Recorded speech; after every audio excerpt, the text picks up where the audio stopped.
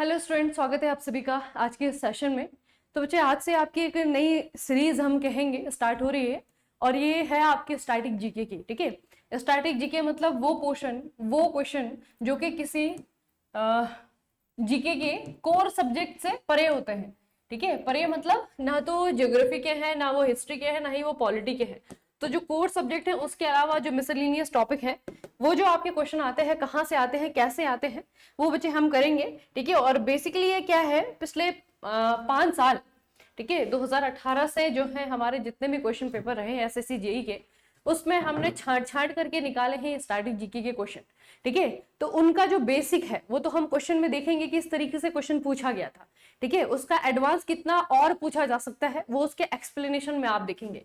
और ये इसका जो फायदा है, ये सिर्फ एसएससी जेई वाले बच्चों को नहीं मिलेगा, बल्कि बच्चे जितने भी स्टूडेंट एनएचपीसी की तैयारी कर रहे हैं उनको भी मिलेगा। ठीक है, एनएचपीसी में जो सेकंड नंबर पे हाईएस्ट वेटेज वाला जो सब्जेक्ट है वो है आपका मिसलिनियस, यानी कि स्टैटिक जीके। ठीक है, क्योंकि करंट अफेयर सबसे ज्यादा है और करंट अफेयर के बाद में दूसरे नंबर पे जो है आपका स्टैटिक वाला पोर्शन है।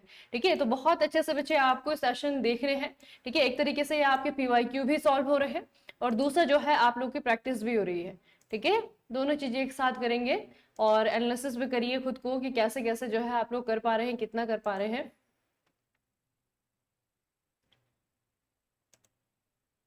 वन सेकेंड बच्चे, चलिए तो फिर स्टार्ट करते हैं आज के सेशन को। ठीक है, सबसे पहला है कि बहुत आसान सा है, भारतीय सिनेमा का जनक किसे कहा जाता है।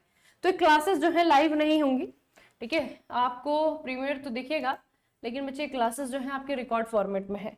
ठीक है, रिकॉर्ड फॉर्म में है, तो ईमानदारी से मेरे क्वेश्चन पूछने के बाद में आंसर कर लेना खुद से।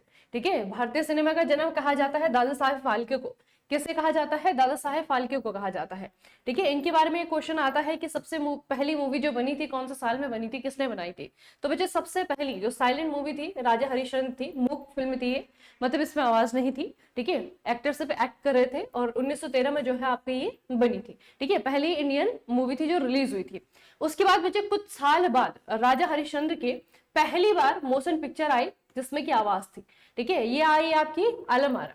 ठीक है, आलम-आरा लगभग 2013 के 2 साल बाद यानी कि 2015 में जो है आपकी आलम-आरा आती है और इसे डायरेक्ट किया जाता है आरदेशर ईरानी के द्वारा। ये भी बहुत इंपॉर्टेंट है। ठीक है, उसके बाद में आता है इंडियन सिनेमेटोग्राफी लॉ।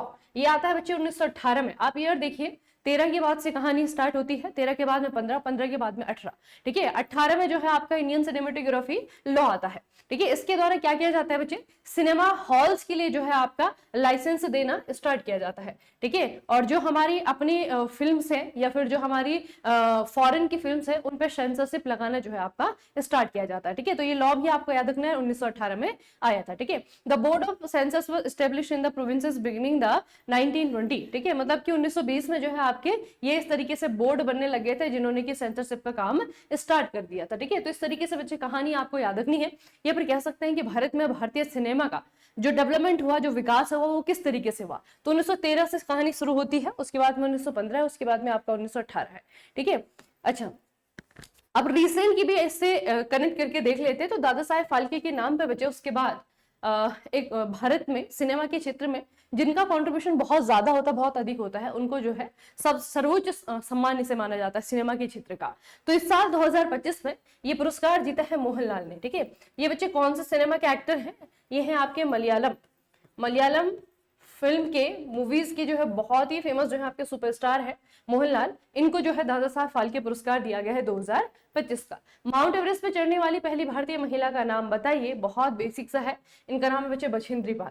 ठीक है, बछेंद्री पाल माउंट एवरेस्ट में जो है आपकी चढ़ी थी और ये पहली इंडियन वुमेन थी। ठीक है, और क्या याद रखेंगे? ईयर याद रखेंगे क्योंकि एग्जाम में पूछा जाता है। 1984 में जो है आपका ये यहाँ पे चढ़ी थी और उसके बाद में 2019 में भारत सरकार ने इन्हें पद्म भूषण दिया है। ठीक है, तो अभी जो है ये दोनों तो जो खबरें हैं, माउंट एवरेस्ट पर चढ़ने की बछेंद्री पाल, बहुत बेसिक सा हो गया है। 1984 में आपकी पहली बार चढ़ी थी, ये भी बहुत बार एग्जाम में पूछा जा चुका है। ठीक है, अब ये है बच्चे आपका पद्म भूषण इनको कब मिला है? तो ये आपको याद रखना पड़ेगा, 2019 में भारत सरकार ने इन्हें पद्म भूषण से सम्मानित किया है। अच्छा, नेहरू ट्रॉफी भारत में किस खेल से संबंधित है?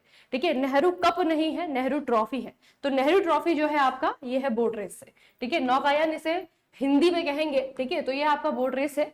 बोट रेस के बारे में मुझे ये थोड़ा सा याद रखिएगा, कहाँ पे होता है ये बोट रेस? होती है आपके केरल में अलपुजा के पास पुनमदा झील में।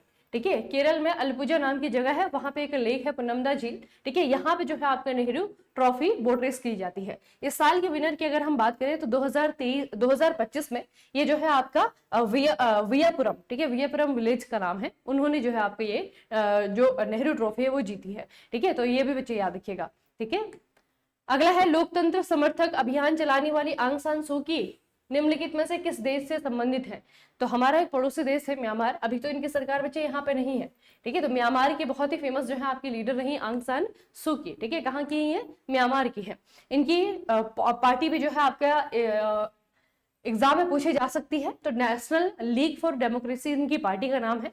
ठीक है, ये है आपकी आंग सान सू की। अगला बच्चे, उसेन बोल्ट प्रसिद्ध अंतरिक्ष यात्री हैं, आपके मुक्केबाज हैं, एथलीट हैं या फिर क्रिकेटर हैं?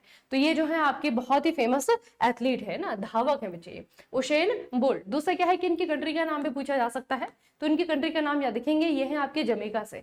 ठीक है, उसेन सेंट लियो बोल्ट इनका पूरा नाम है, और ये जो है जमैका के सेवानिवृत्त यानी कि अब रिटायर हो चुके हैं। ठीक है, और ये जो है बच्चे बहुत ही महान धावक जो है माने जाते हैं अपने टाइम पीरियड पे। ठीक है, जमैका की अगर हम बात करें तो कैरेबियन सी में जो है आपको एक अमेरिकन कंट्री जो है देखने को मिलेगा। ठीक है, जमैका है। ठीक है, इस तरीके से जो है आपका एक आइलैंड कंट्री है। ठीक है, यहाँ की जो कैपिटल है वो है किंगस्टन। ठीक है, कहाँ पे है? किंगस्टन, यहाँ की राजधानी है। तो याद रखेंगे आपके सेंट लियो बोल्ट, उसेन सेंट लियो बोल्ट इनका पूरा नाम है, और जमैका के आपके धावक है उसेन बोल्ट। अच्छा, निम्नलिखित में से संगीत में प्रातःकालीन राग कौन सा है? इसका मतलब है कि कौन सा ऐसा राग है जो कि सुबह के समय गाया जाता है। ठीक है, सुबह के समय इनमें से कौन सा वाला राग गाया जाता है? तो बच्चे सुबह के समय इनमें से कौन सा है आपका? यह है भैरवी। ठीक है, भैरवी राग, राग भैरव या फिर भैरवी राग, ये आपका गाया जाता है सुबह के समय। कागजी मुद्रा का प्रयोग करने वाला सबसे पहला देश कौन सा है? तो बहुत बार आप लोगों ने क्वेश्चन देखा होगा, ये बच्चे आपका चाइना। ठीक है, कहाँ पे सबसे पहले इस्तेमाल किया गया है? चाइना में किया गया है। अगला है पृथ्वी दिवस, ये कब मनाया जाता है? ये बच्चे आपका वर्ल्ड अर्थ डे। ठीक है, इन्वायरमेंट से रिलेटेड जितने भी डेज है ना, वाटर हो गया, अर्थ हो गया, ये सारी के सारे आपके बहुत इंपॉर्टेंट रहेंगे। ठीक है, और पृथ्वी दिवस जो है आपका मनाया जाता है 22 अप्रैल को। कब आता है ये आपका? 22 अप्रैल को सेलिब्रेट किया जाता है। उसके अलावा बच्चे आपके अप्रैल की अगर हम बात करें तो अप्रैल में और कौन से दिवस आते हैं? अप्रैल में आपका वर्ल्ड हेल्थ डे आता है 7 अप्रैल को। ठीक है, मलेरिया डे भी आता है 25 अप्रैल को। ठीक है, उड़ीसा फाउंडेशन डे, उड़ीसा बना था 1 अप्रैल को। नेशनल पंचायती राज डे ये आता है आपका 24 अप्रैल को। ठीक है, तो इनको भी आपको याद रखना है। उसके अलावा बच्चे 1970 में पहली बार 22 अप्रैल को ये दिन मनाया गया था, पृथ्वी दिवस मनाया गया था। ठीक है, और ये आपका क्यों मनाया गया था बच्चे? इस दिन जो है आपका यूनाइटेड स्टेट, ठीक है, यूनाइटेड स्टेट के द्वारा ये जो है आपका 1970 में मनाया जाना जो है आपका ये शुरू हुआ था। तो ये आपको याद रखना है, 22 अप्रैल को मनाया जाता है पृथ्वी दिवस। उसके अलावा अप्रैल में और भी जो है आपके बहुत फेमस डेज आते हैं जो कि एग्जाम में पूछे जाते हैं। अच्छा, विश्व तंबाकू निषेध दिवस, ये भी आपका बहुत फेमस है। ये आप विश्व तंबाकू निषेध दिवस ये आता है बच्चे आपका 31 मई को। कब आता है? 31 मई को आता है।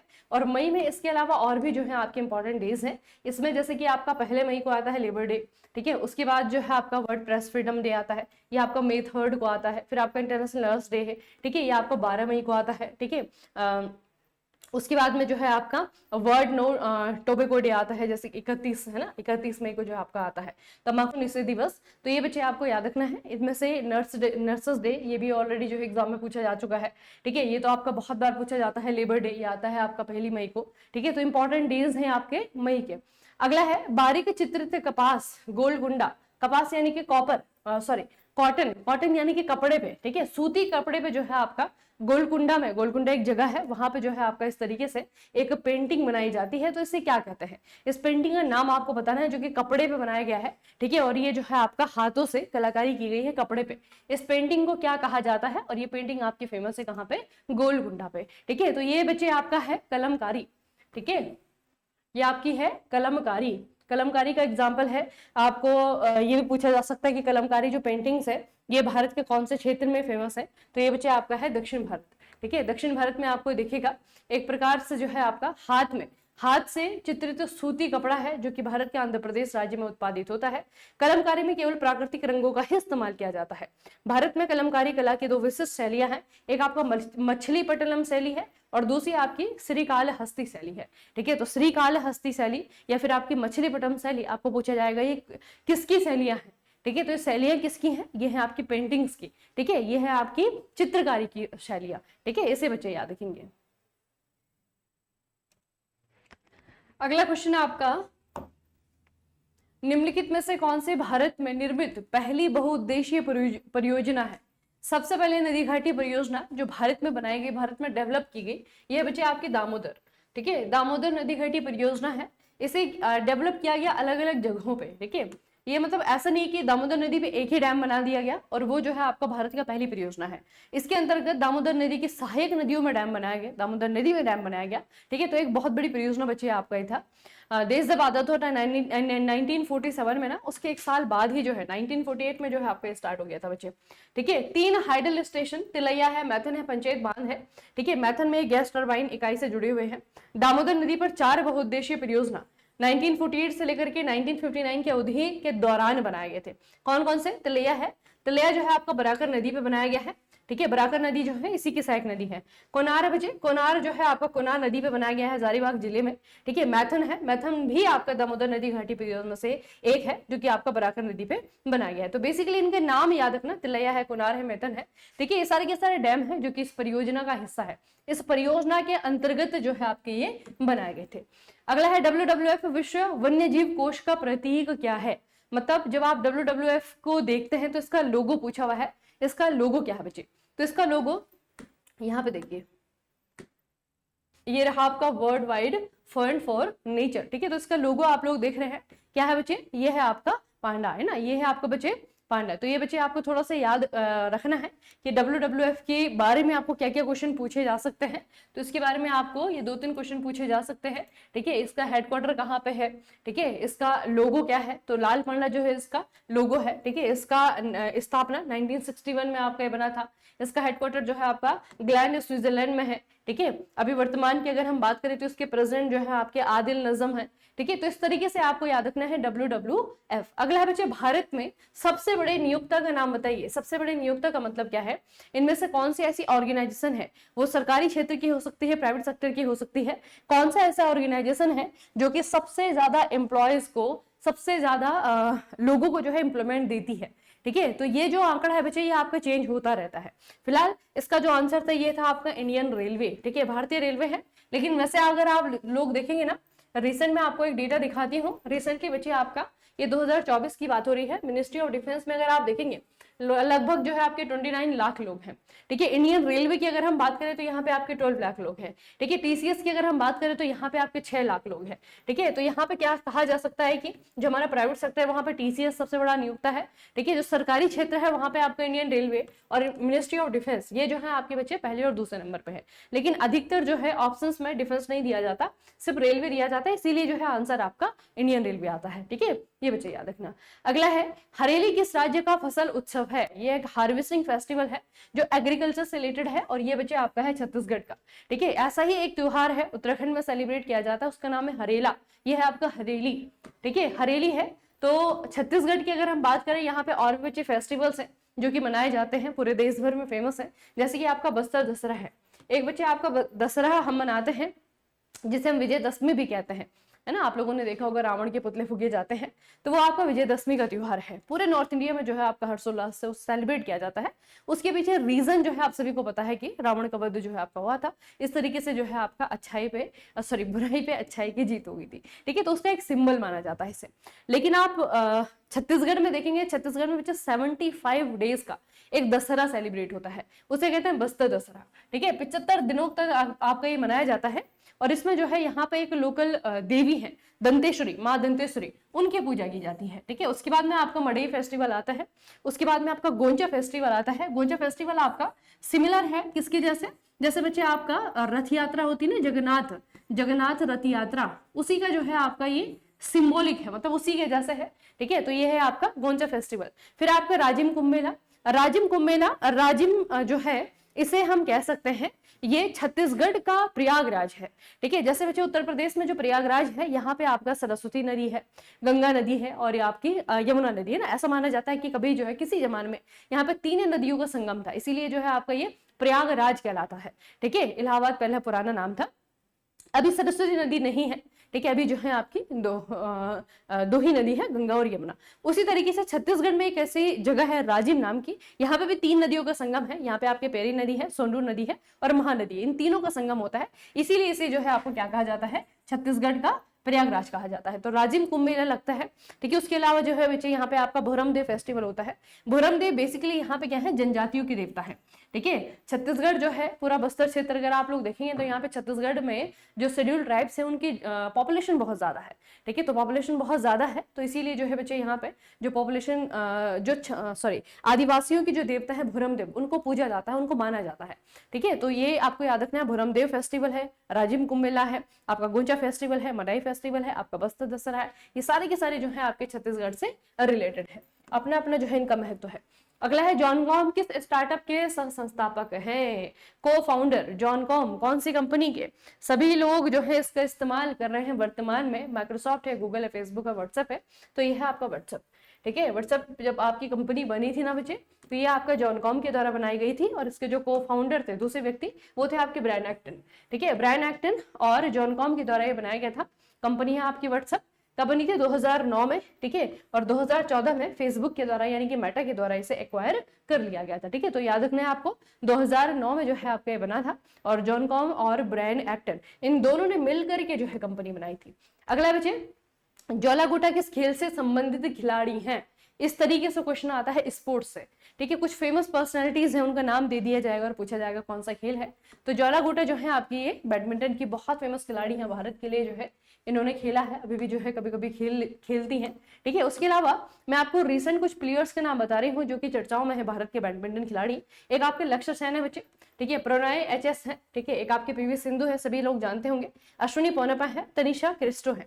ठीक है, अब यहाँ पे एक जोड़ी है सात्विक साईराज, रंकी रेड्डी और चिराग शेट्टी के, ये जोड़ी काफी फेमस बच्चे आजकल है। पिछले 2-3 सालों में इन्होंने बहुत अच्छा परफॉर्मेंस दिया है, भारत के लिए बहुत सारे मेडल इन्होंने जीते हैं, नेशनल इंटरनेशनल लेवल के टूर्नामेंट उन्होंने जीते हैं। ठीक है, तो ये वो खिलाड़ी है बेसिकली जिन्होंने 2024 में जो पेरिस ओलंपिक हुआ था ना, वहां पे भारत को रिप्रेजेंट इन्होंने किया था अलग अलग इवेंट में। ठीक है, तो इन खिलाड़ियों का नाम याद रखना, ये सारे के सारे जो है आपके बैडमिंटन के खिलाड़ी हैं।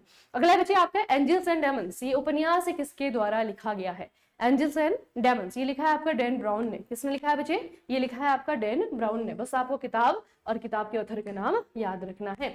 अच्छा, भारत का सबसे लंबा नदी पुल कौन सा है। वैसे तो इसका आंसर जो है आपका बदल गया है, लेकिन जब ये क्वेश्चन आया था बच्चे एग्जाम में तब इसका आंसर क्या था, भारत का सबसे लंबा नदी पुल कौन सा है, तो ये है इस समय बच्चे इसका आंसर था महात्मा गांधी सेतु। लेकिन अगर आज की डेट में क्वेश्चन आपका बनता है ना, तब आपका आंसर कुछ और होगा। ठीक है, आंसर क्या होगा, आंसर होगा आपका धोला सदिया पुल। ठीक है, असम में धोला सदिया जो ब्रिज है भारत का सबसे लंबा नदी पुल है, लगभग जो है आपका 9.15 किलोमीटर तक आपका फैला हुआ है। और नदी कौन सी है बच्ची, नदी है आपकी लोहित नदी। ठीक है, लोहित नदी ये सहायक नदी है ब्रह्मपुत्र की। ठीक है, तो लोहित नदी की सहायक नदी है आपकी लोहित नदी ब्रह्मपुत्र की सहायक नदी है। इस पे जो ब्रिज बना हुआ है ये भारत का सबसे लंबा नदी पुल है। ठीक है, असम में जो है आपका ढोला सदिया ब्रिज जिसे कहते हैं। अगला है निम्नलिखित में से कौन से एक प्रसिद्ध शास्त्रीय भारतीय नर्तक है। अमृता शेरगिल है, सतीश गुजराल है, सोनल मानसिंह है, भीमसेन जोशी है। तो पंडित भीमसेन जोशी बच्चे ये तो बहुत फेमस जो है क्लासिकल सिंगर रहे। ठीक है, ऊपर ये जो दो नाम है अमृता शेरगिल और सतीश गुजराल, ये दोनों ही आपके बहुत फेमस पेंटर है। ठीक है, पेंटर। सोनल मानसिंह जो है ये बहुत ही फेमस जो है आपके शास्त्रीय भारतीय नर्तक रही। इनके बारे में और क्या याद रखेंगे, इनका डांस फॉर्म बचे। ठीक है, ये जो है भरतनाट्यम के लिए बहुत फेमस है। भरतनाट्यम के अलावा जो है ओडिसी नृत्य, ठीक है, भरतनाट्यम और ओडिसी की जो है आपके बहुत फेमस ये डांसर रही। 1992 में सरकार ने पद्म भूषण दिया और 2003 में जो है पद्म विभूषण दिया। अधिकतर जो है जब आप देखते हैं किसी आर्टिस्ट को एक से ज्यादा नागरिक सम्मान मिले हैं, तो जो सबसे लेटेस्ट इनका नागरिक सम्मान होता है ना, वो आपका एग्जाम पूछा जाता है। तो अभी बच्चे आपका ये 2003 में जो पद्म विभूषण इन्हें मिला है ना, वो जो है सबसे लेटेस्ट है। ठीक है, ये आपको याद रखना है। तो यहाँ पे जो ऑप्शन में दो नाम थे आपके, अमृता शेरगिल और सतीश गुजराल, दोनों का नाम याद रखेंगे। दोनों ही जो है आपके पेंटर हैं और दोनों की कुछ पेंटिंग्स मैं आपको बता रही हूँ। ठीक है, जैसे जैसे एग्जाम का बच्चे लेवल बढ़ता है, पैटर्न चेंज होता है, ठीक है, तो पेपर आपका हार्ड होना स्टार्ट हो जाता है। ठीक है, तो सतीश गुजराल, इनका नाम याद रखेंगे। इनकी बच्चे एक बहुत फेमस पेंटिंग है ट्री ऑफ लाइफ। ठीक है, मीराबाई भी इन्हीं की पेंटिंग है। उसके बाद में बच्चे आपका आता है अमृता शेरगिल, इनकी जो बहुत फेमस है वो है आपके थ्री गर्ल्स। ठीक है, थ्री गर्ल्स जो है इनकी बहुत फेमस जो है पेंटिंग है, तो इनका नाम याद रखना और इनका काम भी याद रखना। अच्छा, निम्नलिखित में से कौन प्रसिद्ध भारतीय चित्रकार हैं? आ गया वही पेंटर वाला क्वेश्चन। ठीक है, तो इसमें आपका आप देखेंगे उदय शंकर है, अल्लाह रखा है, भीमसेन जोशी। भीमसेन जोशी भी मैंने आपको बताया क्लासिकल सिंगर है। अल्लाह रखा जो है आपके तबला वादक रहे। उदय शंकर जो है बहुत ही फेमस जो है आपके नर्तक रहे। ठीक है, अंजलि इला मेनन, आपको नाम याद रखना है। अंजलि इला मेनन को अगर आप देखेंगे ना बच्चे, ये भी काफी फेमस जो है आपकी आर्टिस्ट रही। ठीक है, पेंटर रही, और इनकी कुछ जो है आपकी कलाकृतियां हैं, खिड़की से बाहर देखना, ठीक है, अनुचर, आपका यात्रा, जादूगर की कहानी, ये सारी की सारी जो है इनकी पेंटिंग्स है। अगला, निम्नलिखित में से कौन सा भारतीय खिलाड़ी पूर्व भारतीय बैडमिंटन खिलाड़ी है जिसने 2001 में all England open badminton championship जीती थी? ये क्वेश्चन वैसे बहुत बार रिपीट भी हो चुका है। ठीक है, बहुत बार रिपीट हो चुका है, ये बार बार इसलिए पूछा जाता है क्योंकि पहली बार ऐसा हुआ था जबकि किसी भारतीय खिलाड़ी ने ऑल इंडियन ये जो बैडमिंटन टूर्नामेंट है ये जीता था। ठीक है, तो 2001 में बच्चे किसने जीता था? पुलेला गोपीचंद ने। ठीक है, पुलेला गोपीचंद जो है वही पर्सनालिटी है जो कि आज की जो हमारी बैडमिंटन स्टार है, पीवी सिंधु हो गई, साइना नेहवाल हो गई, उनके गुरु हैं ये। ठीक है, अच्छा, निम्नलिखित में से किस देश के पास में संयुक्त राष्ट्र सुरक्षा परिषद में स्थायी सीट है? अगर आप देखेंगे बच्चे यूएनएससी जो यूनाइटेड नेशन का सिक्योरिटी काउंसिल है ना, वहां पे 5 जो मेंबर हैं वो आपके परमानेंट है, इसीलिए इनको P5 भी कहा जाता है। कौन कौन से है? आपका अमेरिका है, चाइना है, फ्रांस है, रसिया है, यूनाइटेड किंगडम है। ठीक है, तो इनको जो है सामूहिक रूप में क्या कहा जाता है? P5 कहा जाता है। ठीक है, तो इसमें से आपका कौन सा है? फ्रांस है। कनाडा के पास नहीं है, जर्मनी के पास नहीं है, जापान के पास भी नहीं है। ठीक है, तो ये है आपका फ्रांस। बाकियों के नाम याद रखेंगे, एक आपका यूएसए है, आपका यूके है, ये दोनों तो आसान से याद हो जाते हैं। ठीक है, उसके बाद में बच्चे आपका चाइना है, ठीक है, और रसिया है, ये दोनों भी याद हो जाएंगे दोनों। ठीक है, जो ऑड है वो है आपका फ्रांस। ठीक है, जो ऑड है वो है आपका फ्रांस। तो 5 कंट्रीज हैं जिनको की स्थायी मेंबरशिप मिली हुई है। कौन सा मंदिर परिसर एक विशाल रथ के आकार का है जिसमें नक्काशीदार पत्थर के पहिए, खंबे और दीवारें हैं? मतलब इस टेम्पल को अगर आप लोग देखें ना तो एक बहुत बड़ा रथ है। ठीक है, और ये रथ जो है आपका, इसे कहते हैं कोणार्क का सूर्य मंदिर। ठीक है, कोणार्क का सूर्य मंदिर बच्चे आपका कहाँ पे है? ये आपका उड़ीसा में है। कहाँ पे है? उड़ीसा में है। इसके बारे में जो प्रश्न पूछे जाते हैं कि किसने बनाया था, इसे नरसिम्हदेव प्रथम के द्वारा बनाया गया था। और नरसिम्हदेव प्रथम का जो वंश है वो भी आपको याद रखना है, यह आपका पूर्वी गंग वंश। ठीक है, पूर्वी गंग वंश के राजा है नरसिम्हदेव प्रथम। इन्होंने जो है आपको ये बनाया था, 13वीं सेंचुरी में इसे बनाया गया था। ठीक है, और ये जो है बच्चे आपका आर्किटेक्चर थोड़ा सा अपडेटेड विशु महाराणा। ठीक है, राजा का नाम पूछा जाएगा तो नरसिम्हदेव प्रथम, अगर आर्किटेक्ट का नाम पूछा जाएगा तो विशु महाराणा, इन्होंने बनाया था बच्चे इसे। अच्छा, निम्नलिखित में से कौन सा एक शास्त्रीय भारतीय बांसुरी वादक थे? बांसुरी वादक कौन से इनमें से? तो इसमें से बच्चे आपके हरिप्रसाद चौरसिया। बिस्मिल्लाह खां को हम लोग जाते हैं शहनाई बजाने के लिए। ठीक है, आपके पंडित शिव कुमार शर्मा, इनको जो है आपका संतूर वादक के रूप में जाना जाता है। जाकिर हुसैन जो है आपके ये तबला वादक के रूप में जाने जाते हैं। ठीक है, हरिप्रसाद चौरसिया जो है आपके ये है फेमस बांसुरी वादक। ठीक है, उसके अलावा हरिप्रसाद चौरसिया जी का ये भी याद रखना, इनका घराना है आपका सेनिया घराना। ठीक है, घराना कौन सा बच्चे? सेनिया घराना है। अगला है, निम्नलिखित में से कौन भारतीय मूल का व्यक्ति था और वह चिकित्सा के लिए नोबेल प्राइज का प्राप्त करता था?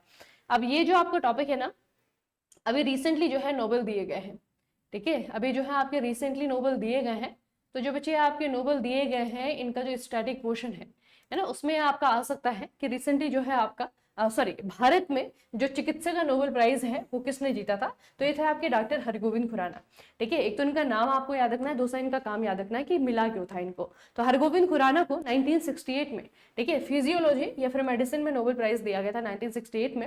रॉबर्ट डब्ल्यू हॉली, हरगोविंद खुराना और मार्शल डब्ल्यू निरेनबर्ग को संयुक्त रूप से जो है अनुवांशिक कोड की व्याख्या और प्रोटीन संश्लेषण में इनके काम के लिए दिया गया था। ठीक है, ये पर्टिकुलरली जो छोटी छोटी चीजें हैं इनको याद रखेंगे। एक आपका है interpretation of genetic code and its function in protein synthesis. ठीक है, तो प्रोटीन बनने में इनका क्या योगदान है वो आपको थोड़ा सा बताए थे उन्होंने, डॉक्टर हरगोविंद, और उनके साथ में जो है आपके 2 और साइंटिस्ट हैं, रॉबर्ट डब्ल्यू हॉली हैं और मार्शल डब्ल्यू निरेनबर्ग हैं। अच्छा, अब इसकी बात हो रही है तो 2025 का जो विनर है, 2025 के जो विनर है, इनका भी नाम याद कर लेते हैं फिजियोलॉजी मेडिसिन के लिए। ठीक है, तो इसमें से बच्चे आपको याद रखना है, पहला नाम है आपका मैरी, ठीक है, दूसरा नाम है आपका फ्रेडरिक, और तीसरा नाम है आपका शिमोन। ठीक है, तो कैसे इसको याद करेंगे, फ्रेडरिक, मैरी, शिमोन। फ्रेडरिक ने शादी कर ली सिमोन से, ठीक है, फ्रेडरिक, मैरी, सिमोन, इनका नाम याद रखना। अब इनको बच्चे क्यों दिया गया है, इन्होंने क्या किया है, तो इन्होंने बताया कि हमारा जो इम्यून सिस्टम है ना वो कैसे काम करता है। ठीक है, हमारा जो इम्यून सिस्टम है वो कैसे काम करता है। आपको पता है ना कि हम जो इंसान है, जब हम अपने दिन भर के काम करते हैं तो दिन भर के काम करते समय जो है हम पता नहीं कितनी बार कितने सारे छोटे छोटे सूक्ष्म जीव हैं उनके कांटेक्ट में आते हैं। देखिए कितने जो है आपके पैथोजेंस हैं, सूक्ष्म जीव हैं जो कि हमारे शरीर में एंटर कर जाते हैं। ठीक है, क्योंकि हमेशा सफाई के साथ में रहना तो पॉसिबल नहीं है ना, कभी ना कभी तो जो है हम ऐसी चीजों को छू लेते हैं, ऐसी चीजों को खा लेते हैं जो कि हमारे शरीर के लिए खतरनाक है। लेकिन हम हमेशा बीमार नहीं होते हैं। क्यों नहीं बीमार होते हैं, हमारे शरीर के अंदर अगर वायरस जाता है तो पहले उसे लड़ना पड़ता है। किससे लड़ना पड़ता है, हमारे इम्यून सिस्टम से। ठीक है, तो इन्होंने पता लगाया कि इम्यून सिस्टम कैसे वर्क करता है। ऐसा क्यों नहीं होता कि हमारे जो टी सेल्स हैं, जो कि इम्यून सिस्टम के जो गार्ड हैं टी सेल्स, ठीक है, वो हमेशा जो खतरनाक जो जीव होते हैं या फिर हमारे शरीर के लिए जो हार्मफुल जो जीव है, ऑर्गेनिज्म है, उन्हीं को जो है अटैक क्यों करते हैं, हमारी अपनी सेल्स को अटैक क्यों नहीं करते हैं। ठीक है, तो ये जो मैकेनिज्म है जिससे कि हमारा इम्यून सिस्टम बनता है, ठीक है, जिसको जो हमारे शरीर को प्रोटेक्ट करता है, ये कैसे वर्क करता है उसको बहुत अच्छे से इन्होंने समझाया। ठीक है, तो इस चीज के लिए बच्चे इनको जो है 2025 का क्या दिया गया, 2025 का नोबेल प्राइज दिया गया। अगला बच्चे, उत्तरायण के पहले दिन कौन सा त्योहार मनाया जाता है। वट पूर्णिमा है, गुरु पूर्णिमा है, ओणम है, पोंगल है। तो इसमें से जो है दो जो दक्षिण भारतीय त्योहार है ना बच्चे, बहुत इंपॉर्टेंट है, बहुत बार पूछे जाते हैं। एक है आपका पोंगल, ठीक है, तो पोंगल जो है बच्चे आपका उत्तरायण, उत्तरायण बेसिकली पोंगल आपका, पहले पोंगल की बात कर लेते हैं, ये तमिलनाडु में मेनली, लेकिन बाकी जगह भी मनाया जाता है, लेकिन मेनली जो है तमिल लोगों के द्वारा जो है इसे मनाया जाता है। ठीक है, उत्तरायण आपका वो दिन होता है जिस दिन सूर्य ऊपर जो उत्तरी गोलार्ध है उधर की तरफ जो है जाना स्टार्ट हो जाता है ना। आपको पता है ना कि सूर्य जो है इस तरीके से होता है ना। आप देखते हैं कि 6 महीने जो है दिन छोटे हैं, 6 महीने जो है दिन बड़े हैं। ठीक है, तो क्यों होता है, क्योंकि सूर्य की रोशनी जो है इस तरीके से पृथ्वी तक पहुंच रही है। ठीक है, तो सूर्य जो है जिस दिन उत्तर गोलार्ध की तरफ चलना स्टार्ट हो जाता है वो आपका उत्तरायण है, दिन बड़े होना स्टार्ट हो जाते हैं। उस दिन को जो है हमारे पूरे भारतवर्ष में अलग अलग तरीके से सेलिब्रेट किया जाता है। अगर आप देखेंगे उत्तरायण और मकर संक्रांति उत्तर भारत में आपका सेलिब्रेट होता है, खास करके पतंग फेस्टिवल के रूप में जो है गुजरात में सेलिब्रेट होता है। पोंगल की बात करें तो तमिलनाडु में सेलिब्रेट होता है। लोहड़ी की अगर बात करें तो लोहड़ी जो है आपके पंजाब है ना, यहाँ पे आपका सेलिब्रेट होता है। भोगाली बिहू, ठीक है, भोगाली बिहू जो है आपका ये असम में सेलिब्रेट होता है। आपका माघी है, माघी जो है बच्चे आपका पंजाब, हरियाणा, हिमाचल प्रदेश, ठीक है, यहाँ पे आपका सेलिब्रेट होता है। आपका भोगी है, भोगी जो है आपका आंध्रा और तेलंगाना यहाँ पे सेलिब्रेट होता है। संक्रांति है, अधिकतर जो उत्तर भारत के जो स्टेट है जैसे यूपी हो गया, बिहार हो गया, यहाँ पे से संक्रांति कहते हैं। ठीक है, तो बेसिकली क्या है कि इवेंट एक ही है, बस क्या है कि अलग अलग नामों से इसको सेलिब्रेट किया जा रहा है, अलग अलग स्टेट में अलग अलग नाम है। ठीक है, तो ये जहां जहां पे आपके नाम है, अभी तो पोंगल आया बच्चे एग्जाम में, ठीक है, पोंगल के अलावा कोई भी आ सकता है, भोगाली भी होगी, बहुत इंपॉर्टेंट है। ठीक है, असम में आपका मनाया जाता है और इसका सिग्निफिकेंस क्या है, क्यों मनाया जाता है, वो आपको याद रखना है। ठीक है, अच्छा, आईटीसी लिमिटेड का हेडक्वार्टर कहाँ पे है। आईटीसी लिमिटेड का हेडक्वार्टर बच्चे आपका कोलकाता में है। इसका थोड़ा सा 2-3 चीजें याद रखना। आईटीसी जो है ना बच्चे, ये पहले जब बनी थी तो इससे बनाया गया था imperial tobacco company of India limited के रूप में। ठीक है, 1970 में इसका नाम बदल करके इंडिया टोबैको कंपनी लिमिटेड कर दिया गया। ठीक है, तो ये थोड़ा सा याद रखना। 1970 में जो इसका नाम चेंज कर दिया गया, पहले इंपीरियल था, यानी कि ब्रिटिश कंट्रोल में था, इंपीरियल था। जब देश आजाद हुआ तो 1970 में जो है इसे आपका इंडिया कर दिया गया। ठीक है, तो फुल फॉर्म भी याद रखना, इंडिया टोबैको कंपनी लिमिटेड है और हेडक्वार्टर जो है इसका कोलकाता में है। अच्छा, निम्नलिखित में से कौन भारत का पेशेवर बैडमिंटन एकल खिलाड़ी है। पेशेवर बैडमिंटन एकल खिलाड़ी, बैडमिंटन के खिलाड़ी बच्चे इनमें से कौन है, साइना नेहवाल है ना। बाकी जो है सानिया मिर्जा टेनिस, अब तो रिटायर हो गए, लेंडर पेस टेनिस रिटायर हो गए, पंकज आडवाणी ये जो है आपके हैं बिलियर्ड्स, ठीक है, या फिर स्नूकर। भारत के लिए सबसे ज्यादा चैंपियनशिप बचे, वर्ल्ड चैंपियनशिप हो गई, एशियन चैंपियनशिप हो गई बिलियर्ड्स में, स्नूकर में, वो इन्होंने ही जीते, पंकज आडवाणी ने। इनका नाम भी आपको याद रखना है। ठीक है, अच्छा, निम्नलिखित कवियों में से किस कवि ने कविताओं की पुस्तक मधुशाला लिखी थी। मधुशाला किसकी है, हरिवंश राय बच्चन। हरिवंश राय बच्चन कौन बच्चे, अमिताभ बच्चन के पापा। ठीक है, अभिषेक बच्चन के दादा। अच्छा, गांधी इन चंपारण, ये जो है आपका बच्चे एक लेख है, किताब है, ये किसके द्वारा लिखा गया है? तो ये लिखा है आपका दीनानाथ गोपाल तेंदुलकर ने। किसके द्वारा लिखा गया है? दीनानाथ गोपाल तेंदुलकर के द्वारा इस किताब को लिखा गया है। राइटर का नाम और बुक का नाम याद रखना बच्चे। अगला क्वेश्चन है आपका, निम्नलिखित में से कौन यूनेस्को की मान्यता के अमूर्त सांस्कृतिक विरासत की सूची में सूचीबद्ध होने वाली भारत के 14वीं अमूर्त सांस्कृतिक विरासत है? तो ये है बच्चे आपकी, अब यहाँ पे 14th पूछा हुआ है ना, 14वीं, ठीक है। तो इसके मैं आपको एक लिस्ट दे रही हूँ, ठीक है। इसका आंसर आपका कुंभ मेला है। एक लिस्ट देती हूँ बच्चे। स्टार्टिंग में जब शुरू हुआ था यहाँ पे लिस्ट होना, भारत की सबसे पहले जो चीजें यहाँ पे लिस्ट हुई थी अमूर्त वाली कल्चरल साइट में, सबसे पहले आपका कुटियाट्टम है, यह आपका बच्चे संस्कृत थिएटर है 2008 में। उसके बाद में आपका वैदिक चैंटिंग है 2008 में। उसके बाद में आपका रामलीला 2008 में, ठीक है। जो रीसेंट वाले हैं जो मैं आपको बता रही हूँ, 2016 में जो है आपका नवरोज है, 2016 में ही आपका योगा है, 2017 में आपका कुंभ मेला है, 2021 में जो है आपका दुर्गा पूजा है कोलकाता का, और 2023 में जो है आपका गरबा है गुजरात का, ठीक है। तो ये जो है आपके रीसेंट वाले हैं, और ये जो है आपके सबसे पहले 2008 में, एक ही साल में जो है 3 लिस्ट हुए थे, तो इनको आपको याद रखना। बाकी 2014 का पूछा हुआ है, तो 2040 सॉरी, जो 14वीं अमूर्त सांस्कृतिक थी, ये बच्चे आपका 2016 में है कुंभ मेला, ठीक है। जो कुंभ मेला है, सॉरी 2017 में है आपका कुंभ मेला, ठीक है। तो इस तरीके से 2016 के 2 हैं, एक 17 का, एक 21 का, एक आपका 23 का है। ये सबसे लेटेस्ट है अभी, मतलब टोटल है आपके 15। भारत की तरफ से टोटल जो है आपके कितनी इंटेंजिबल कल्चरल हेरिटेज एलिमेंट है, ये है आपके 15, जो कि यूनेस्को की लिस्ट में शामिल है। अच्छा, भारत का कौन सा पड़ोसी देश है जो कि 26 मार्च को अपना स्वतंत्रता दिवस मनाता है? तो भारत का वो पड़ोसी देश जो कि भारत की मदद से आजाद हुआ है, ठीक है। भारत ने बच्चे बांग्लादेश को लिबरेट करवाया था। बांग्लादेश लिबरेशन वॉर जो है आपका हुआ था, उसमें भारत के सैनिकों ने अपनी जान गंवाई थी, बांग्लादेश के लिए युद्ध लड़ा था पाकिस्तान के खिलाफ, ठीक है। तो 26 मार्च 1971 को एक नया देश बना था, यह आपका बांग्लादेश।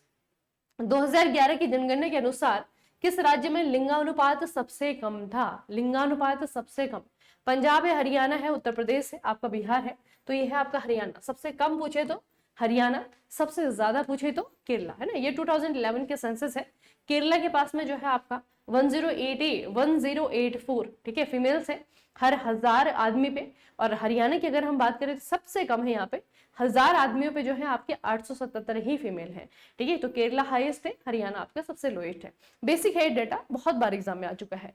अच्छा, हेमिस 2 दिन तक चलने वाला धार्मिक उत्सव है, ये भारत के किस भाग में सेलिब्रेट किया जाता है?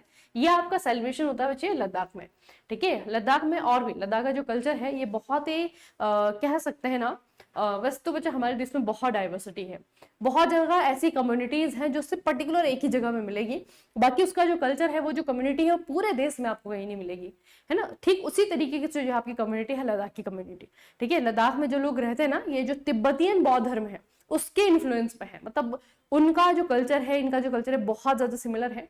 आपको पता है आज भी जो है, अभी तो हम पेपर्स में पढ़ते हैं, न्यूज में जो पढ़ते हैं कि चाइना और भारत के बीच में जो है बाउंड्रीज है, दोनों देशों की जो है आपस में बाउंड्री पे जो है टेंशन होता है, ये होता है वो होता है, लेकिन आज भी जो है लद्दाख के कुछ ऐसे क्षेत्र हैं या फिर तिब्बत के कुछ ऐसे क्षेत्र हैं जिनके चरवाहे जो पशुपालक हैं, याक पालन का काम करते हैं, याक हार्वेस्टिंग होती है वहाँ पे, ठीक है, याक पालन का काम करते हैं ना, उनको बच्चे किसी, उनके लिए कोई बाउंड्रीज नहीं है, ठीक है। उनके याक एक जगह से दूसरी जगह चरने के लिए जाते हैं, ठीक है। उनका आपस में जो है आपका लेन देन होता है, आदान प्रदान होता है। तो इस तरीके से कुछ उनका कल्चर है, बेसिकली एक ही कल्चर है, बस बाउंड्री से जो है हमने उनको बांट दिया है, ठीक है। तो लद्दाखी कम्युनिटी जो है आपका, लद्दाख में एक फेस्टिवल बच्चे आपका होता है, रिलीजियस फेस्टिवल है, इसका नाम है हेमिस। अच्छा, उसके अलावा यहाँ पे क्या क्या मनाया जाता है? तो लद्दाख में आपका लोसर भी होता है बच्चे, ठीक है। ये आपका तिब्बती न्यू ईयर है, ठीक है, तिब्बती न्यू ईयर है, और ये आपका 15 दिनों तक मनाया जाता है, ठीक है। और ये आपका यहाँ पे मनाया जाता है, हेमिस फेस्टिवल है। हेमिस मॉन्स्ट्री के बच्चे, हेमिस मॉनेस्ट्री का नाम है, और ये जो है गुरु पद्म संभव, ठीक है, बौद्ध धर्म के गुरु पद्म संभव के जन्म दिवस के अवसर पर मनाया जाने वाला 2 दिनों का फेस्टिवल है। आपका स्पुतिक गस्तर है, स्पुतिक गस्तर जो है आपका, ये भी एक फेस्टिवल है, ठीक है, स्पुतिक मॉन्स्ट्री में मनाया जाता है। आपका दोस्मेक, ठीक है, दोस्मेक जो है आपका, ये भी फेस्टिवल है यहाँ पे, ठीक है। ये आपका दिस्तिक में, लेह में, लिकिर में यहाँ पे सेलिब्रेट किया जाता है। साका दावा बच्चे आपका बुद्धिस्ट फेस्टिवल है, ये आपका पूरे के पूरे लद्दाख में सेलिब्रेट किया जाता है। ठीक है, यूरुक आबग्यात है, आपका फ्यांग सेदप है, आपके माथु नागरंग है, आपके थिक्से गस्तर है। ठीक है, थिक्से भी यहाँ पे मॉन्स्ट्री का नाम है, उसी के नाम पे है। ठीक है, एक और याद रखना, ये आपका फेस्टिवल ऑफ ऑरिकल्स, लद्दाख में फेस्टिवल ऑफ ऑरिकल्स के नाम से जाना जाता है फेस्टिवल, इसका नाम है माथो नागरंग। ठीक है, तो इस तरीके से बच्चे इनका है। एग्जाम में अभी तक जो है आपका सागा दावा आ चुका है, ठीक है, हेमिस आपका आ चुका है, ठीक है, लोसर तो बहुत बार आ चुका है, ठीक है, आपके डोम्स के फेस्टिवल भी आता है। ठीक है, तो इस तरीके से बच्चे आपके फेस्टिवल्स हैं जो कि लद्दाख के लोग मनाते हैं। केंद्र शासित प्रदेश लक्षद्वीप की राजधानी कहाँ पे है?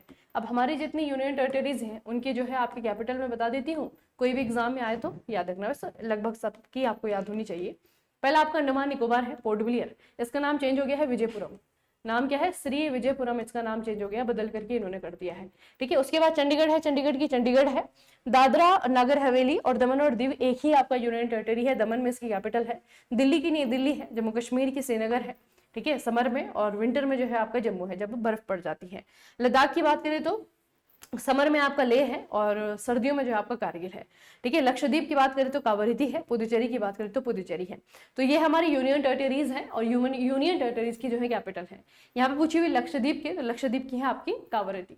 अगला बच्चे, निम्नलिखित में से कौन सा भारतीय खिलाड़ी है भारतीय फील्ड हॉकी और भारतीय हॉकी टीम का पूर्व कप्तान रहा है? तो इनमें से बच्चे आपके हैं धनराज पिल्ले। ठीक है, धनराज पिल्ले जो है ये हमारी टीम को लीड कर चुके हैं। ठीक है, हमारी टीम को लीड कर चुके हैं। अभी रिसेंट जो हमारी टीम है ना, उसकी जो कैप्टन है हमारे, वो है हरमनप्रीत सिंह। ठीक है, उनका नाम याद रखना। अच्छा, रॉबिन्सन क्रूसो उपन्यास किसने लिखा है? रॉबिन्सन क्रूसो बुक का नाम है, नोवेल का नाम है, ये लिखी गई है आपके डेनियल डेफो के द्वारा। ठीक है, डेनियल डेफो के द्वारा लिखी गई है। अगला है, निम्नलिखित में से कौन एक प्रसिद्ध शास्त्रीय भारतीय नृतक है? ये शायद आपका हो गया एक बार, है ना। निम्नलिखित में से कौन से एक प्रसिद्ध भारतीय शास्त्रीय भारतीय नर्तक है? ये है बच्चे आपके उदय शंकर, है ना, ये हमने पहले पढ़ा था, अलग तरीके से क्वेश्चन था। अंजलि इला मेनन को हम पढ़ चुके हैं, पेंटर। ठीक है, सतीश गुजराल पेंटर, भीमसेन जोशी सिंगर। तो उदय शंकर जो है आपके, ये है आपके नर्तक। ठीक है, तो ये जो है इनको आधुनिक भारतीय नृत्य का जनक भी कहा जाता है। आधुनिक भारतीय नृत्य का जनक क्यों कहा जाता है? क्योंकि बच्चे इन्होंने एक ऐसा फॉर्मेट स्टार्ट किया जिसमें कि यूरोप का यानी कि पश्चिम का बैले और भारत का जो शास्त्रीय नृत्य था, उन दोनों को मिक्स करके जो है एक नया फॉर्म बनाया गया डांस का। ठीक है, इसीलिए इनको क्या कहा जाता है? भारतीय आधुनिक भारतीय नृत्य का जनक। अगला बच्चे, डैश G8 का एकमात्र एशियाई सदस्य है। अब एग्जैक्टली है क्या? ये क्वेश्चन आपका पुराना हो चुका है बच्चे, अब ये आपका नहीं बनेगा। ठीक है, नहीं बनेगा इसलिए क्योंकि G8 तो है नहीं अभी। G8 अब G7 हो चुका है, एक देश यहाँ से हट चुका है। ठीक है, तो बच्चे G7 के बारे में पढ़ लेते हैं पहले। G8 जो है ना, इसमें आपके 8 देश थे। कनाडा है, फ्रांस है, जर्मनी है, इटली है, जापान है, रसिया है, अमेरिका है, यूके है। ठीक है, तो बेसिकली इसमें आप लोग देख रहे हैं कि 2 देश हैं जो एशिया के हैं, एक आपका जापान है, एक आपका रसिया है। ठीक है, ये 2 देश जो है आपके एशियन है। बाद में क्या हुआ बच्चे, आपका 2014 में रसिया जो है आपका यहाँ पे हटा दिया गया। रसिया को जब एग्जिट कर दिया गया तो ये जो आपके साथी कंट्री है, तो अब वर्तमान में से G7 कंट्रीज कहा जाता है। ठीक है, तो G7 कंट्रीज में जो है आपका इकलौता अभी एशियन कंट्री बच गया है आपका जापान। ठीक है, जापान जो है इकलौता यहाँ पे एशियन कंट्री है। पहले रसिया भी था, लेकिन रसिया जो है आपका यहाँ से आउट हो गया है। ठीक है, कौन से साल में आउट हुआ है? 2014 में, 2014 में। भारत की सबसे लंबी रेल सुरंग कौन सी है? तो ऑप्शन के अकॉर्डिंग तो आपकी जो सबसे लंबी रेल सुरंग है ना बच्चे, वो है आपके पीर पंजाल में। कहाँ पे है? जम्मू कश्मीर में। जम्मू कश्मीर में आप लोग देखेंगे ना, हर दूसरे पहाड़ के नीचे सुरंग है बच्चे। चाहे वो रोड की कनेक्टिविटी है, चाहे वो ट्रेन की कनेक्टिविटी है, हर कनेक्टिविटी को पॉसिबल करने के लिए वहां पे सुरंगें बनाई गई हैं। ठीक है, तो यहाँ पे भारत की सबसे लंबी लंबी सुरंगें आपको मिलेंगी। अच्छा, एक और सुरंग बच्चे अभी बन रही है, रेलवे जो है आपका टनल बना रहा है, जिसकी लेंथ है लगभग 14 किलोमीटर लंबी। ठीक है, और ये कहाँ से कहाँ तक बन रही है? उत्तराखंड में एक जगह है ऋषिकेश को कर्णप्रयाग से जोड़ने के लिए। ठीक है, तो ऋषिकेश से आपकी स्टार्ट होगी, कर्णप्रयाग तक जाएगी, और ये रेल लिंक जो है आपका, ऐसा कहा जा रहा है कि 2025 अप्रैल में आपका स्टार्ट हो जाएगा। ठीक है, लेकिन उससे पहले जब तक ये नहीं बनता तब तक जो है आपका लगभग 11 किलोमीटर लंबी जो है आपकी ये पीर पंजाल रेलवे टनल है, जो कि जम्मू कश्मीर में है। ठीक है, तो ये जो आपका जम्मू कश्मीर के पास में रिकॉर्ड है, अभी रहेगा, क्योंकि 2025 अप्रैल में कहा था इन्होंने। ठीक है, अभी तो खैर बनी नहीं है ना, बनी नहीं है बच्चे ये अभी। इसको समय लगेगा अभी, ये शायद 2026 तक हो जाए कंप्लीट ना। काम तो इस पे है, बहुत सारे टनल्स तो बन भी गई हैं। जो सिलक्यारा वाला आप लोगों ने सुना होगा, उत्तराखंड में सिलक्यारे में जो मजदूर फंस गए थे झारखंड के ना, इसी पे हुआ था वो, यही आपका काम चल रहा है यहाँ पे, रिस्की से करने पड़ी आपको जोड़ने के लिए, ठीक है।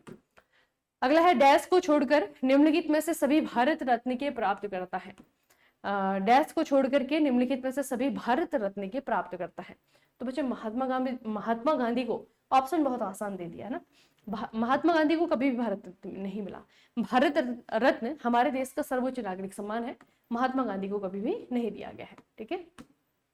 उसके अलावा जो रिसेंट विनर्स हैं, बिल्कुल ताजी ताजी जो विनर हैं, इनके नाम याद रखेंगे। 2015 में जो है 2 लोगों को मिला था, आपके मदन मोहन मालवीय हैं और आपके अटल बिहारी वाजपेयी हैं, ठीक है। 2019 में जो है आपका 3 लोगों को मिला था, प्रणब मुखर्जी को, नानाजी देशमुख को और भूपेन हजारिका को। भूपेन हजारिका के बारे में याद रखना बच्चे, भूपेन हजारिका जो है आपके, इनको शुद्धकांत भी कहा जाता है, ठीक है, इनको शुद्धकांत भी कहा जाता है और बहुत ही फेमस जो है आपके आर्टिस्ट रहेंगे। ये है आपके असम से, ठीक है, कहाँ से, असम से, ठीक है। तो भूपेन हजारिका को मिला था 2019 में। अभी जो आपके लास्ट मिले हैं वो 2024 में है। टोटल 5 पर्सनैलिटी हैं, 5 में से 4 जो है आपके पॉलिटिक्स हैं, पॉलिटिशियंस हैं और 1 जो है आपके साइंटिस्ट हैं, ठीक है। साइंटिस्ट कहाँ है, ये हमारे MS स्वामीनाथन, ठीक है। इनको जो है ग्रीन रिवोल्यूशन का पितामह भी कहा जाता है, भारत में हरित क्रांति का जनक कहा जाता है। तिरुवनंतपुरम जो है इनकी जगह है, ठीक है, और इनको भी मिला है आपके 2024 में। बाकी जो है बच्चे आपके कर्पूरी ठाकुर है, लाल कृष्ण आडवाणी है, चौधरी चरण सिंह है, आपके PV नरसिम्हा राव है, ठीक है, सभी को जो है 2024 में दिया गया है। और एक और खास बात है कि 2024 में जितने लोगों को मिला है ना बच्चे, 5 लोगों को, 5 में से 4 जो है आपके मरणोपरांत दिया गया है, ठीक है। 1 है जो अभी है, कौन है आपके, मिस्टर लाल कृष्ण आडवाणी। अगला है बच्चे रामेश्वरम कहाँ, कौन से राज्य में एक शहर है। तो रामेश्वरम देखने के लिए आपको जाना पड़ेगा तमिलनाडु, ठीक है। ये देखिए बच्चे, दक्षिण भारत का राज्य है तमिलनाडु, ठीक है। यहाँ पे अगर आप लोग देखेंगे ना, तमिलनाडु की जो मेन लैंड है, मुख्य भूमि है, उसे छोड़ करके जो है एक आइलैंड पे जाना पड़ता है, बस यही आइलैंड बच्चे आपका रामेश्वरम है, ठीक है। दिख रहा है ना आपको, ये रामेश्वरम है, तो तमिलनाडु में है आपका। अगला बच्चे नॉन स्टॉप इंडिया, ये किताब किसके द्वारा लिखी गई है। तो किताब लिखी है मार्क टुली ने। नॉन स्टॉप इंडिया किसकी है, ये मार्क टुली की है। एक बेहतर भारत एक बेहतर दुनिया, ये किताब किसके द्वारा लिखी गई है, यह है आपकी NR नारायण मूर्ति, NR नारायण मूर्ति। एक बेहतर भारत एक बेहतर दुनिया। अगला बच्चे चंदेल राजा निम्नलिखित में से किस मंदिर से संबंधित है। जो चंदेलों के द्वारा एक बहुत बड़ा बहुत फेमस जो है मंदिर समूह बनाया गया था, और ये आपका खजुराहो का मंदिर समूह, ठीक है। तो खजुराहो का मंदिर समूह जो कि कहाँ पे है, मध्य प्रदेश में है। ये किसने बनाया था, चंदेल राजाओं के द्वारा बनाया गया था, ठीक है। ये भी बच्चे आपको याद रखना है। अगला है अनंतपुरा झील मंदिर एक हिंदू मंदिर है जो कि डैश में एक झील में एक झील के बीच में बना हुआ है।